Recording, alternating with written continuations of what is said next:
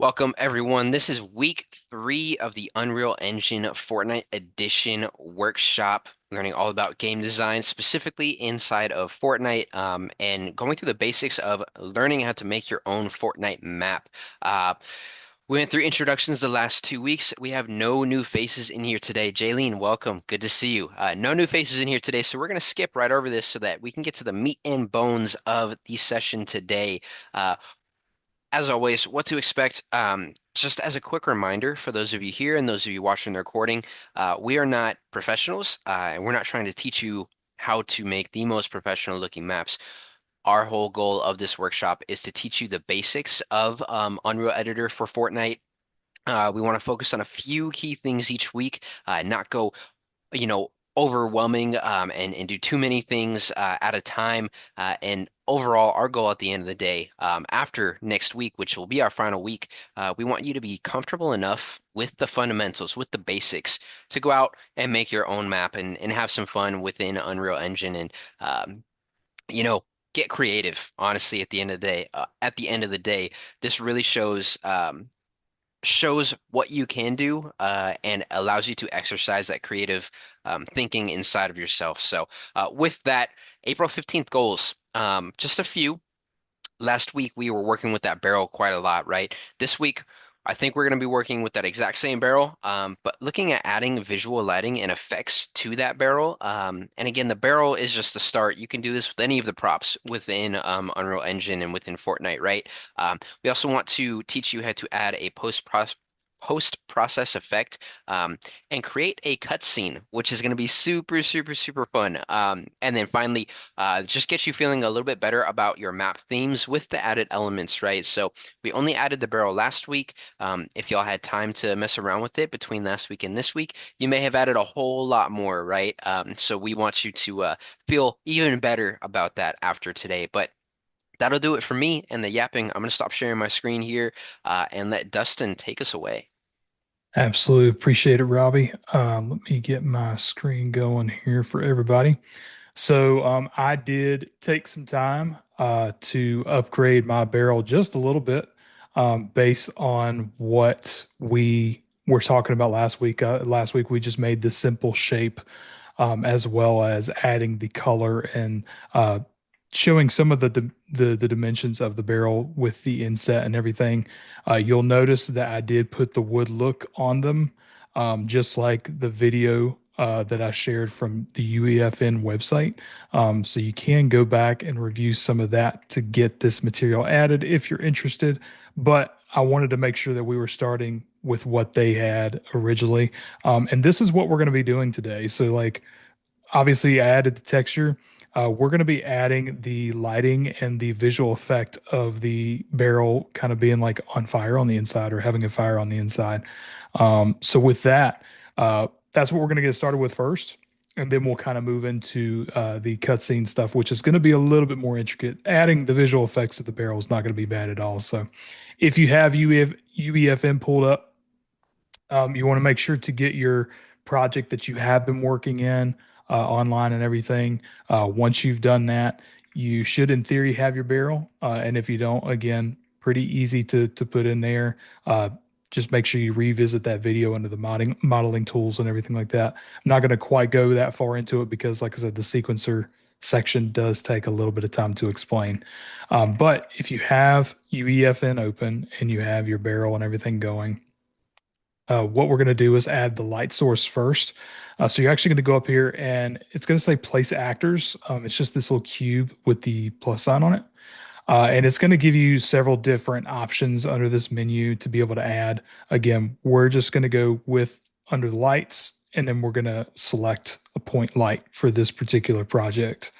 It kind of went inside the map, so I'm having to pull it up a little bit.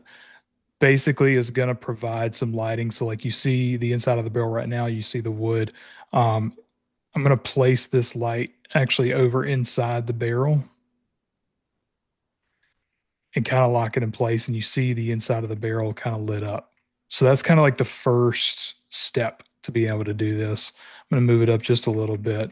Um, Definitely want to keep it inset because we want the lighting to kind of stay inside. So that's kind of the first simple step here. The next step is actually creating the visual effect before we kind of play around with the lighting on the inside. So what we're going to do for that is we're going to go down here to our content browser. And if you don't know where it's at, I've got mine locked into place. There's usually like a little tab down here that says content drawer though, that you can click on that to open this up. Make sure that you're selected on the all folder so that way you can find this type of effect. And then under the search bar right here, we're going to type in visual effects F or VFX, and then we're going to go to creator. You're going to see several different options pop up, and these are all different visual effects that you can definitely add. There's nothing wrong with these. The one that we're going to use for this particular project is literally going to be VFX Creator. So we're going to actually drag and drop this in, and you're going to see it obviously spawn outside of the barrel. I'm going to move the content browser out of the way a little bit so that way everybody can see a little bit better. And then I'm going to take this visual effect and we're going to place it over into the barrel the same way.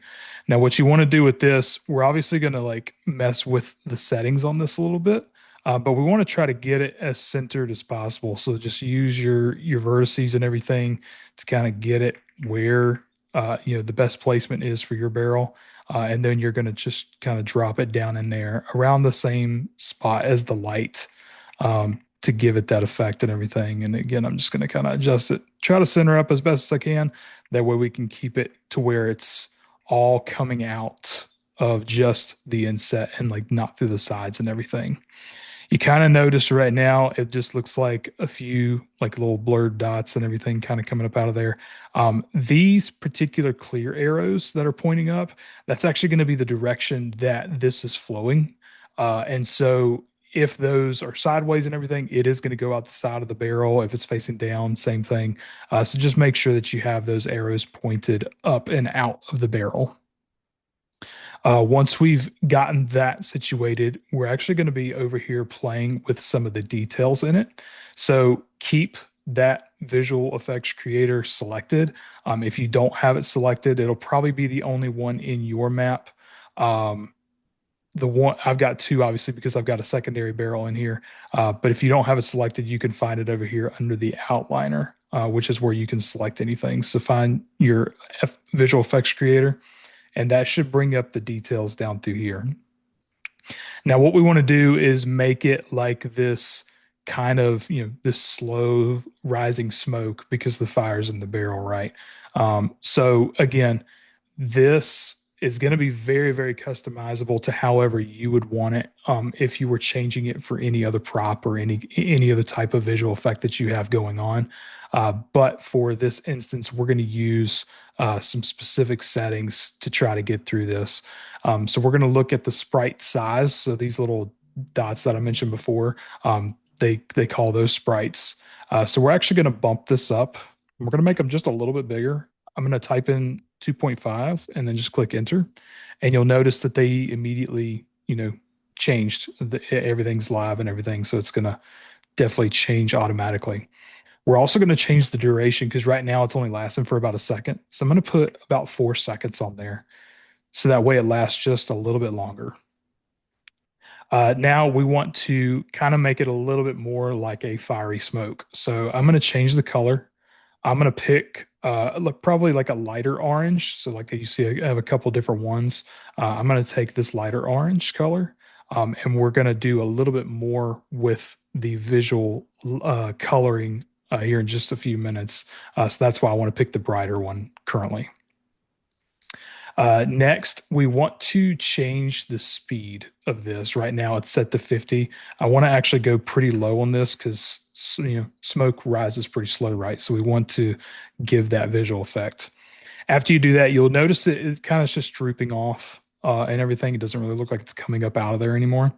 That's because the gravity effect that's on it. We're also going to change that. We're actually going to put 0. So that way it actually starts to rise and it doesn't necessarily just flow down or anything. After that, we're going to mess with the randomness just a little bit. We're just going to tweak it right now. It's 50%. We're going to put this down actually to 8. So that way it keeps it a little bit tighter, and we're we're kind of manipulating this to get to that point where it's like it's just coming out of the inside of the barrel. Next, we're going to go down to the spawn zone size. Obviously, you can change the shape and stuff. We're going to leave it round because that still kind of gives that smoky visual effect. But the zone size is currently set to 0.5. We want to go as low as we can, so we're actually going to set it to 0.05 instead. And now you see we've kind of tightened this up to where it's not really coming out of the sides or anything. It's purely just coming out of the actual hole in the barrel and everything. So it's looking pretty good so far. The last thing we want to do for the visual effects creator piece is to kind of give it this dark sort of hue, so that way, fire, it burns and kind of gets that sort of blackish tint and everything as it rises. We want to enable the secondary color. So you'll click use secondary color, and then you're going to pick the same orange that you picked before. The difference is you're going to manipulate it to where it's darker. So I'm just going to take this value and I'm going to make it, pretty dark, like down to like a brownish kind of color. And you'll see again, as it rises and everything, going to make this nice kind of smoky, color and everything from that fire and whatnot. So that looking pretty good so far, right? Overall, not too shabby for some simple editing and everything to give that visual effect of the smoke. But you'll notice that the light source in this one looks a little bit better because it actually gives you the feeling that there's a fire, whereas this one, it kind of looks like somebody just dropped like a flashlight down there, right? So what we want to do, go back up to you can probably click on it from inside your map, but it could be kind of difficult with the visual effects creator there. If you go back up to your outliner and find that point light. So for me, I've got a few different ones on this map. For you, you may only have the one. Find your point light and then go down to your details under the settings and everything. And we're actually going to change this color too. And what you can do is I would recommend changing it to just a slightly different color orange than what you used in the smoke, to kind of give it that more intense feeling as it kind of goes down into the barrel. So I'm going to change it to this, and that automatically will give you that visual effect that, oh, okay, that's really, there's a fire down in there, and that's the smoke that's coming up. So you kind of see that's pretty much how you're able to create some different visual effects with some very, very simple edits within your game. You can do this with any prop. Obviously, it doesn't have to be a fire piece, and there's literally thousands of options that you can do on here. But that's what we were showing today specifically for the barrel piece. So the next thing that we're going to do, now that we have like a cool little visual effect here, we're going to talk about kind of manipulating the environment instead of necessarily just doing a prop or a light source. So to keep things as simple as possible, we're going to work specifically with saturation. I mentioned this, I believe it was in our first week, if not the second week, a little bit, that there was a season not too long ago where if you went into like a certain area of the Fortnite Battle Royale map, it would basically go into this like dark kind of black and white theme, almost like a mysterious kind of detective type theme and stuff. And like you had different missions, but it was only when you went into specific areas of the map. So we're going to create something like that. And it's actually called a post-process effect. And this can give you visualizations either in specific zones of your map. You can actually make it to where it goes across the entire map too. So it's really whatever you would like to do. We're going to focus though on just doing a specific zone and not the full thing. So in order to do this, we're going to go down here we're going to click on this cube again, the Q plus, and so the place actors. And then we're going to go to visual effects. Visual effects, you're going to select post-process volume, and it's going to automatically drop in this cube section. So this is the zone that we're going to be kind of manipulating. Right now, it's pretty small. Like, so anytime I go in here, now obviously there's nothing going on, like nothing's changed. That's because we haven't added any kind of effect into this area just yet. But you can place this zone anywhere on your map. You can actually make it bigger if you go over here to like transform. Scale, relative is like manipulating just the small scale. But if you want it throughout the whole map, then you would select the world. For this one, I'm going to make this just a little bit bigger. You don't have to. Might make it a little easier though to create the cutscene and everything later that we're going to be doing with this. So instead of a 1 by 1 by 1, I'm going to make it a 2 by 2 by 2, just to make it a little bit bigger. So anytime somebody that is playing my map steps within this zone right here, there's going to be a visual effect. And we're just going to play with the saturation. So over here under the details still, you're going to look for color grading. And then you're going to go under global right here. And basically, when you select these arrows, it just creates a drop down. So it looks at so many different menus. And we're just going to select saturation. Right now, it's set to 1. So that way it's full saturated, no problem. Go ahead and set that to 0. You can pull it all the way down, or you can type it, whatever works best for you. Now, while we're in this zone, you see that the saturation is completely gone. If I step outside of this zone, it goes back to full color. So anytime somebody steps in this vicinity, it's going to gradually get saturated, and like when you're dead center, it's fully colored out, right? So looking pretty good so far. So that's our post-process effect that we're going to be working with. We're just going to change the saturation. We're going to make it this kind of mysterious cut scene on this tree that I have here. Or if you'd rather do it, to your barrel or anything like that, or even to like a hill or something that you've created, by all means you can do that. It's going to be the same process either way. So that's your post-processed effect. And it comes up as post-process volume in your outliner. This is the really, really cool thing, being able to create a cutscene using what is called the sequencer tool within UEFN. And it's going to kind of give us this visual effect of, hey, we're going from this full color to this black and white theme. So when we go down here to your content browser, go ahead and highlight your project folder. So not all, but your project folder. I already have one made, but what you can do is create a new folder by right-clicking, create new folder, and then it'll give you the option to rename it. Or what you can do is you can right-click it again if you accidentally messed up or something, and you can click rename. I would go ahead and name it sequences. Once you've created your folder, open your folder up. Obviously, there's not going to be anything in it because we haven't added anything to it just yet. But right click within the sequences folder, go to cinematics, and then select level sequence. And I'm just going to call this one, you can do SEQ underscore saturation. I'm going to do this as tree, just because I know specifically this is going to be my cinematic sequence to kind of zoom in on a tree and everything. Once this has been created and named, all you have to do is double click it, and it brings up the sequencer tool automatically.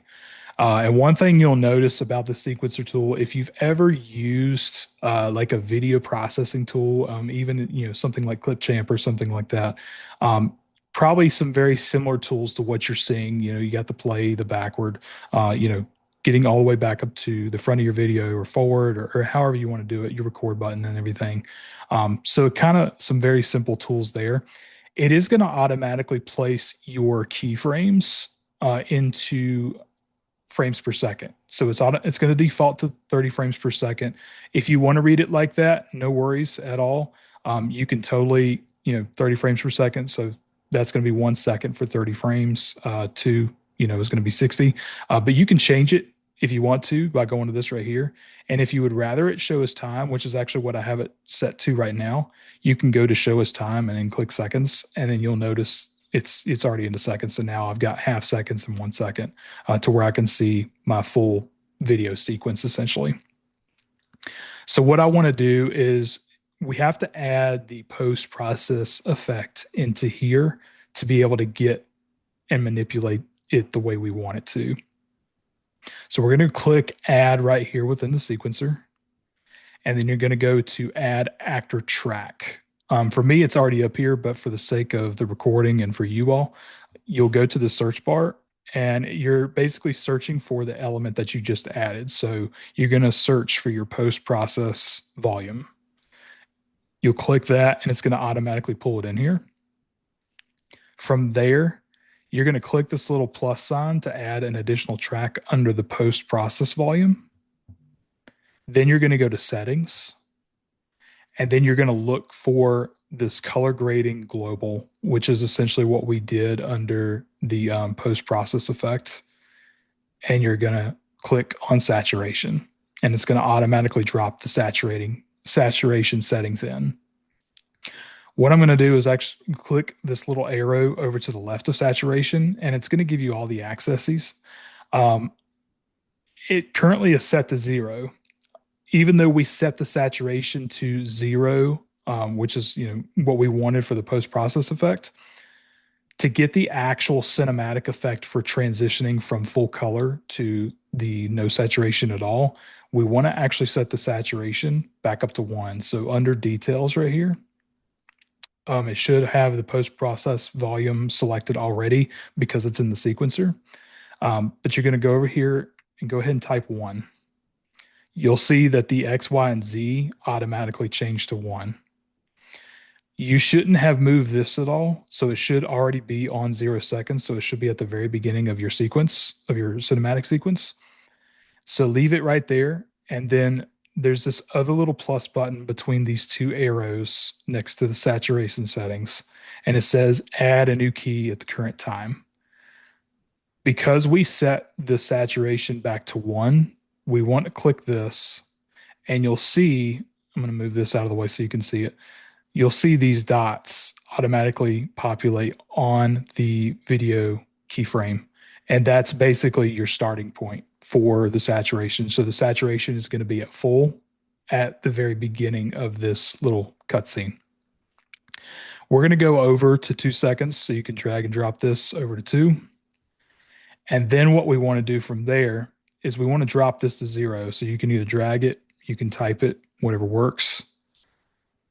Make it 0, and then we'll go back over here and we're going to add another keyframe basically in. So now we see this timeline that has been created.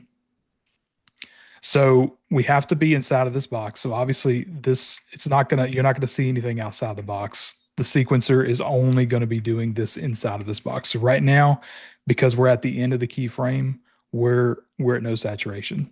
But if I take this back, we can either drag it like this, or if I'm right here, you could go down here and go to the front. You see that now inside of this zone, even though we manipulated the saturation, it's full color. So you should, in theory, be able to play this back. So I'm going to hit play. And within this zone, it's going to automatically create this saturated effect. If I'm outside of the zone and I try to play it, you're not going to see the effect at all. So you have to be standing in this zone. But we're also going to do this. We're going to do it a little bit more and go more in depth here in just a minute with getting it to automatically trigger and everything like that in game, because we have to get it. We're creating all this. We have to give it some life, so that way when we actually go into the map, it will actually play the cutscene. But first, we got to deal with some camera angles. So we've got our saturation points set up and everything. Now we need to give it a little bit more of a visual effect to make it a little bit more like that ominous type feeling, since we're kind of going to that black and white theme. So what we can do within the sequencer is we can click on this camera. It's going to automatically take you into a camera mode. So it's going to look like it zooms in, because this is actually now the camera perspective and not like the general perspective. If I want to switch out of this, if I need to adjust anything out of the camera, you can do one of two things. You can either click out of this and it goes back to the normal perspective, so if it's highlighted, or if you're more comfortable, this up here, you can click on perspective and it'll go back to what we were doing before. But for the sake of time and everything, we're going to go into this camera mode.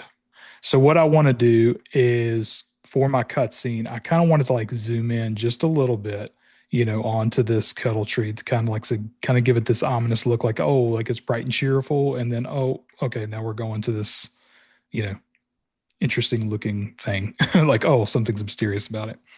So I'm going to put my camera where I want it to start. So, and how you do that, obviously, you just use your control keys however you need to.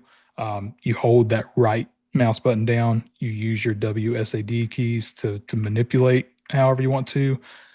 E is up, Q is down, just to kind of refresh on those tools. And I'm going to set my camera up right outside the zone, so that way when I go to zoom in on it, it's gonna get this saturated effect that I'm wanting. Once you've got your camera positioned in the first position, you want to bring your keyframe back to the beginning, or to the front, whatever's more comfortable for you. And then over here on the left, you want to go down to where it says transform. Since this is the starting position of the camera, we want to create that new key time frame here. So kind of the same thing what we did with the saturation, we're creating a point in the timeline for ease of access, for ease of terminology and everything. Then by the time we get to the 2-second mark, I want to be somewhere else. So I'm going to set this over on the 2-second mark. And then we're going to go ahead and reposition our camera again to where I would want it. So like, we're going to zoom in on it like this. Once I have it in the position that I want, we're going to create a new time key or keyframe right there. And so now we have this connection from start to finish. I should be able to click on this to the front. Yep. And it automatically takes me back here. And then I should be able to play it and kind of get this sort of cinematic effect. And it kind of goes into that saturated feel. So very, like I said, very simple, nothing super crazy, but I mean, you can really make the camera angle and everything go in really any direction you want. But if you want to be able to keep the saturated feeling and everything, you need to be able to keep it within your zone. Or at least have the camera go into the zone to be able to do it and manipulate it that way. So we now have our cutscene basically ready to go. I'll play it again just for the effect and everything. So we have that. So now that we have our cutscene created, again, we want it to be in the game, so that way people will actually see it. Like we took the time to create it. How are we going to view this? You can make this to where it will play automatically once you get into the game, but that's a little boring in some ways. So what we're going to do is create what's called a trigger point. So that way, if I go and interact with something, it's going to automatically go to this cutscene. So to be able to do this, I'm going to get out of the camera perspective. So I'm going to click it up here and go to perspective. Or like I said, you can totally click that camera and go in and out. Whatever works best for you. You see the camera there. It's kind of funny. But that's essentially where your camera effect is. And so for this trigger, we're just going to make it to where it will interact, or I'm going to interact with this particular barrel. So that way, when I go up to it, it's going to automatically trigger that cutscene. So we don't need the sequencer, so we can go back over here. We can leave it up for editing or whatever that you needed to later. We're going to go over to the content browser, and we're going to highlight the Fortnite folder. And what you need to grab first is the cinematic effect. So we're going to search for, it's called the cinematic sequence device. So when you start typing in cinematic, it should come up, this very first one. You're going to drag and drop that over into your map.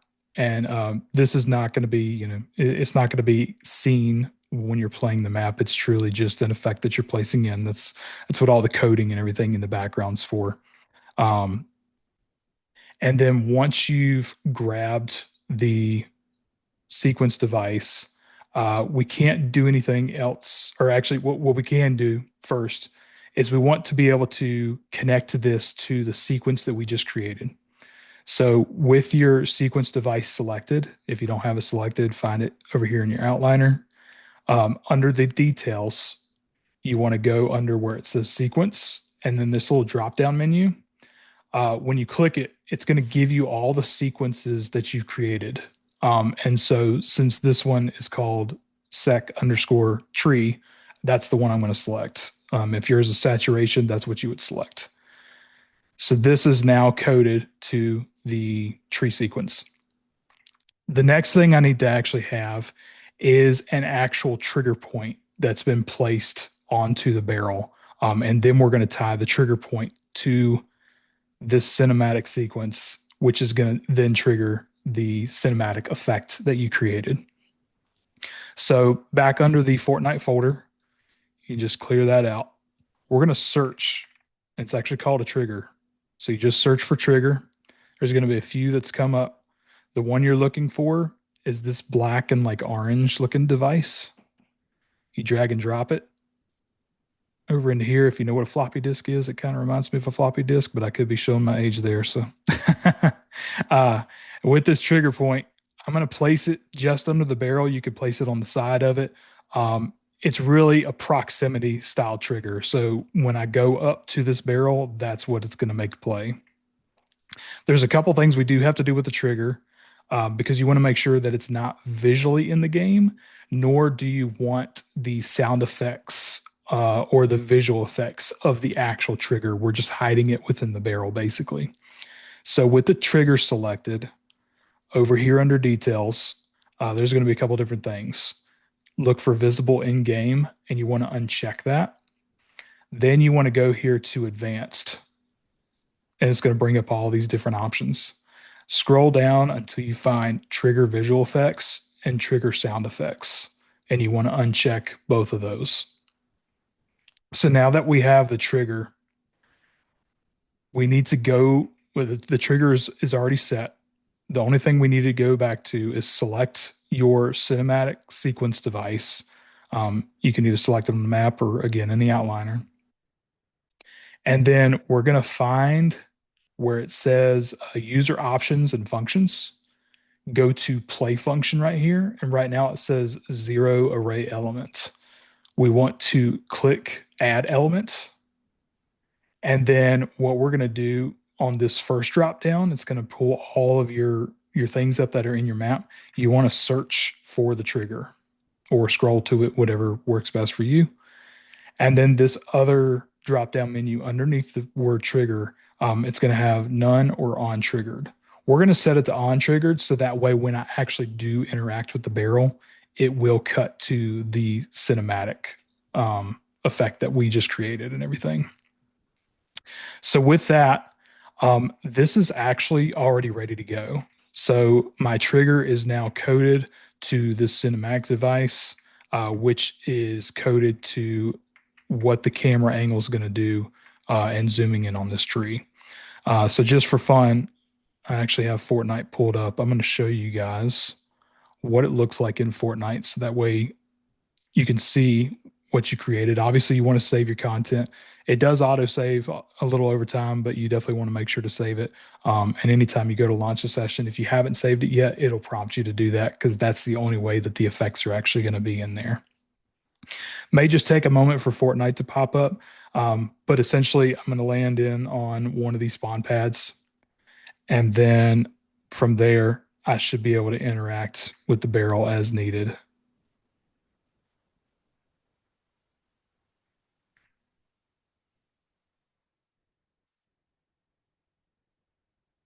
It says the session is loading. Sometimes it takes a few minutes for this particular thing. There's a lot of processes and everything like that going in the background, and Fortnite I feel like already has enough to deal with in terms of like how much process is being taken up in the background. Give me just one second. I'm going to do this. I was hoping to make it a little easier. I'm actually going to close out of that and then let it open it on its own. So that way, hopefully it'll trigger a little easier.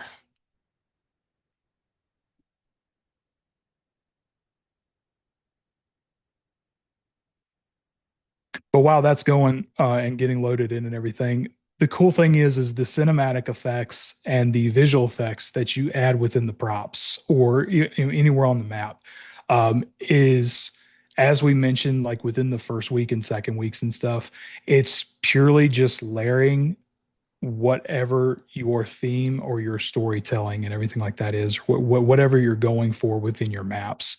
And so, not only physical layers of the graphics and the props and all this, but just, you think about like a movie, good movies or good shows, yes, have very, very good scripting.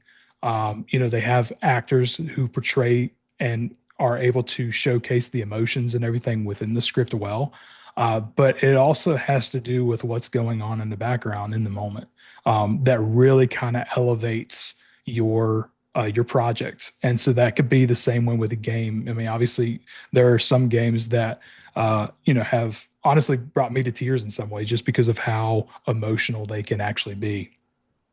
So, with that being said, we have we have our Fortnite map finally up, so we can see. Um, We see the Cuddle Team tree there. We see the two barrels that I've made looking pretty good so far. So this barrel right here on the left is the one that we put the trigger on. So that way we could process the cinematic effects. So when I walk up to it, it automatically gives me that cutscene. And it'll automatically play that every single time I walk up to this barrel. So it just re-triggers every time I'm in the proximity of the barrel. So that's essentially how Epic Games was able to create some of those cinematic effects with the detective noir style theme just a few seasons back. When you were in a specific area of the map, you would notice that the saturation level would start to go down. Some of this like detective style music started playing in the background and stuff like that. And it was just really cool. Some visual effects you can do within specific zones, or like I said, you could totally make it worldwide if that's really what you want to do. But that's essentially how you create a small cinematic effect that's very, very simple within your maps to be able to continue your storytelling and continue just being able to build up on your maps and your skill and everything like that. And so, with that, that's actually all the effects and visual effects and sound effects and cinematic effects that we have for today. It's a really, really good transition. So, into next week, we're going to be kind of hitting on some really neat things within animation. How obviously, Fortnite has all the emotes and everything that you can get and whatnot. So we're actually going to look at manipulating some mannequins and everything on how they actually move the characters and everything like that themselves. But with that being said, uh, yeah, that is our lesson for today. Is there any questions that anybody has while we have a little extra time again today? I was thoroughly surprised about getting through that a little quicker than I thought. I was thinking that the sequencer section was going to take a little bit longer, but truly, it's just adding these different elements in to be able to kind of coincide and work with each other. And while anybody types out any questions or anything like that, can we get some W's in the Q&A, some claps for Dustin? Absolutely so cool how to make like a trailer within UEFN and then add it into Fortnite itself. Like he was literally just playing this Fortnite map in Fortnite, walked up to the barrel, and boom, there's that cutscene. So super, super, super cool. Yes, big claps, big W's for Dustin. Explained that super, super well. I was expecting quite a few questions to come through today, because this is a lot more complex than we have been seeing, right, the last 2 weeks. But obviously, Dustin, on point here today. Actually had almost, I think, no questions come through about this specifically. And if anybody does have any, please throw them our way, so that we can answer them. We are here to help. But I wanted to make sure we did give Dustin his W's in the round of applause. Because that is, I mean, how cool is that? Those crazy trailers that you see at the beginning of seasons, I would probably s- expect that a lot of that is done in Unreal editor for Fortnite. Some of it might be other tools like an actual video processing software like Clipchamp that Dustin said earlier, or one of those more in-depth complex ones. But it's just amazing. I mean, those trailers are so good, and you have just seen a little bit of how they can make that possible for the game. And I mean, that was just 2 seconds right there. Didn't take us too long to make that, but there's a lot of work that goes into creating a map, as you all are learning, right? We've only placed a tree, two barrels, done some effects on the barrels, made some hills and changed the terrain, um, and then made a cutscene. That's all we've done thus far, really, right? And think about how big the Battle Royale map is and how much is going Mm, on there. There's a lot of work that goes into it, and then um, going back to the trailer, the cutscene we just did, that was 2 seconds, 2 seconds of a cutscene. Those trailers sometimes are like 5 minutes long, right? So there's a lot that goes into it. But again, I mentioned it a little bit, I believe last week. If this ends up being something that you end up wanting to pursue, and you end up at a company, or you're working with a team of people, usually, right? There is a whole team that just works on the trailers. There's a whole team that just works on the maps, and again, I mentioned it before, but there's probably a specific person that does all the placement. There's a specific person that does all the terrain. There's a specific person that does all the coloring and the effects, right? And then uh I think I don't know if they're here today, but one of our guests week one said that they're really into graphic design, right?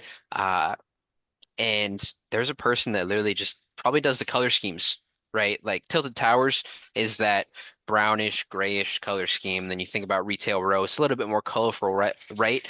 They literally probably spend some time throughout the day going, all right, this is the color scheme I want for this area.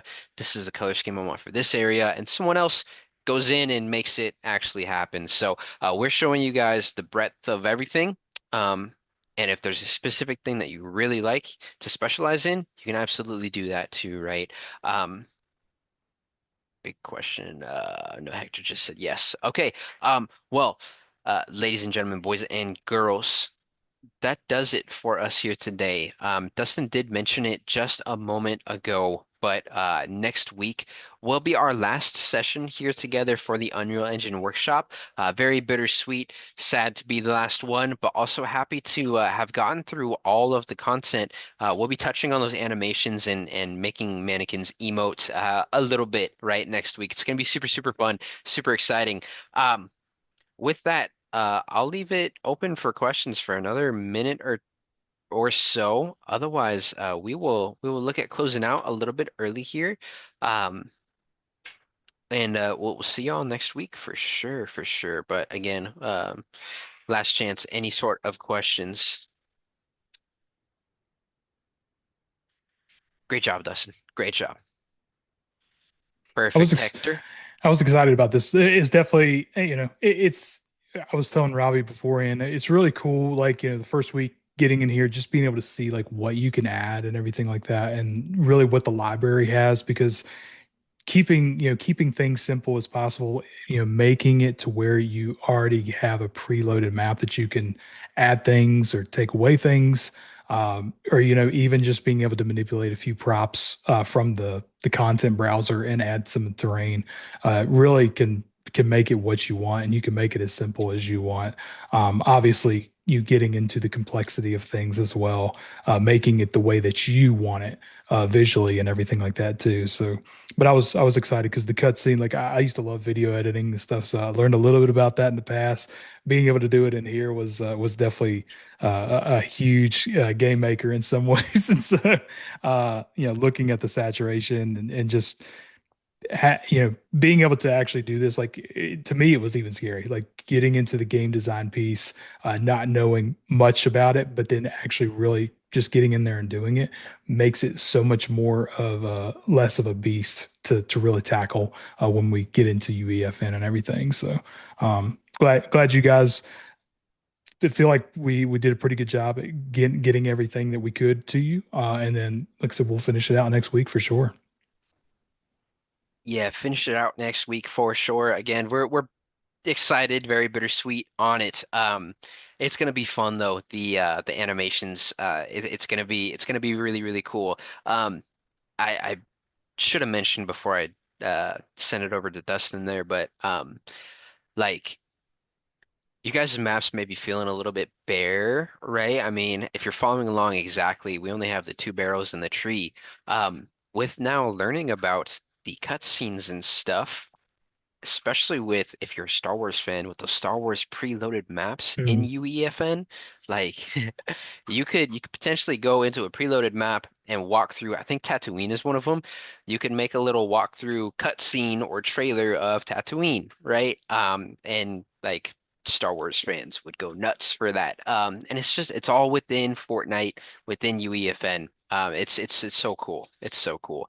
But there has been no other questions.